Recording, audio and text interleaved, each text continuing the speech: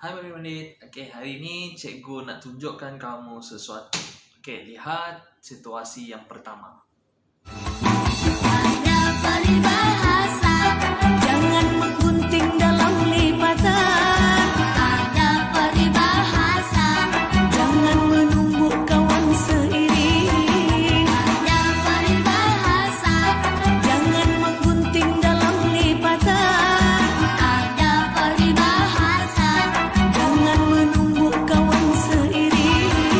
Lalu apa jadinya? Bergantung asing tiada kawan. Bagaimana akhirnya? Wajah tertunduk orang berpaling. Beraki-raki ke hulu, berenang-renang ke tepian. Sakit-sakit dahulu, semoga senang kita kemudian. Hari ini kita akan belajar ayat ungkapan. Sebelum ni kita dah belajar berkaitan dengan peribahasa, betul tidak? Kelas sebelum ni cikgu sengaja ajar kamu berkaitan dengan peribahasa dan kamu cari peribahasa berdasarkan gambar yang telah cikgu berikan. Jadi hari ini berdasarkan peribahasa tadi, cikgu nak murid-murid sekalian buat ayat ungkapan pula. Ayat ungkapan ini ialah ubi. Ayat ubi ataupun ungkapan bahasa indah. Contohnya peribahasa, simpulan bahasa, kata-kata tokoh dan sebagainya. Okey, sambungan. Ni yang telah cikgu nyatakan. Bila dalam satu isi penting, murid haruslah menyatakan berkaitan dengan uap. Teknik uap ataupun ayat topik, ayat huraian, ayat contoh, ayat ungkapan, ayat penegasan. Namun satu perkara yang cikgu nak ajar hari ini ialah ayat ungkapan sahaja.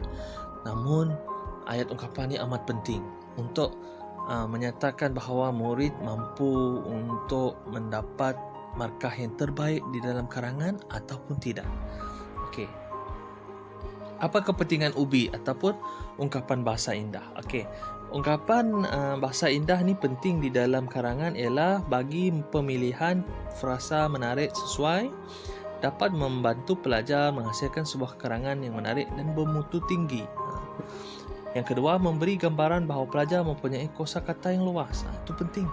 Kalau murid mendapat kuasai dua perkara ni, insya-Allah murid akan dapat markah yang terbaik, insya-Allah. Walau bagaimanapun, pemilihan frasa menarik perlu digunakan dengan teliti dan berhati-hati. Terdapat 4 cara peribahasa dalam karangan. Iaitu 4. Kita lihat. Cikgu ambil satu peribahasa. Berdasarkan satu peribahasa ni, kita akan buat menggunakan 4 teknik yang bakal cikgu ajar hari ini. Contoh, buang yang keruh, ambil yang jernih. Ingat tidak murid-murid lagu P.Ramlee kan?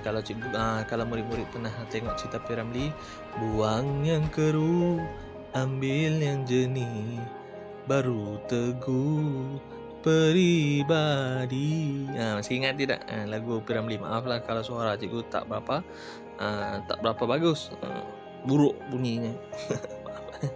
Sumbang. Kita lihat berdasarkan buang yang keruh, ambil yang jernih ini, kita buat 4 teknik. Menggunakan 4 teknik. Teknik yang pertama, kedua, ketiga dan keempat. Kita lihat teknik yang pertama. Pertama, kedua, ketiga dan keempat. Kita lihat teknik yang pertama.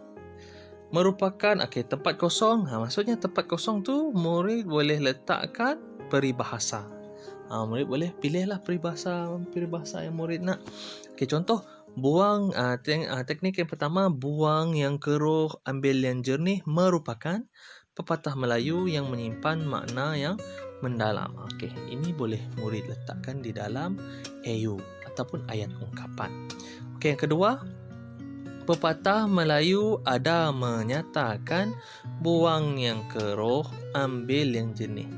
Cukup. Senang kan murid-murid? Murid boleh pilih salah satu di dalam 4 teknik ini. Teknik yang ketiga pula.